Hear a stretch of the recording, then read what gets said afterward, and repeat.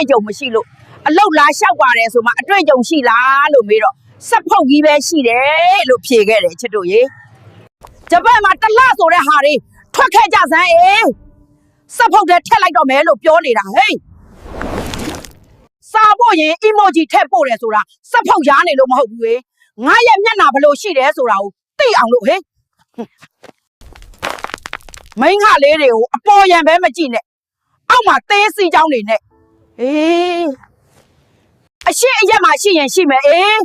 မဟုတ်ရင်အနောက်အရက်မှာရှိမယ်နေ့လင်ကိုပြောတာစက်ဖုတ်ပါပဲငပိတဲ့အတုပါလာရင်နေ့ခရေထဲသာထိုးထည့်ထားလိုက်ဟေးစက်ဖုတ်အောင်ချကလေးတွေကိုဖုံးမကြည့်နဲ့လို့မပြောကြပါနဲ့နင်တို့ငငယ်ရအောင်စရီချက်တွေနဲ့လုပ်တဲ့ဟာသကားတွေကိုနေ့တိုင်းကြည့်ကြတာမဟုတ်လားကြော်ကြီးစလော့ဆော့တာမြင်လို့စက်ပတ်နဲ့စတာလေးလုပ်လိုက်တယ်အခုတော့စိတ်ကျေနပ်သွားပြီ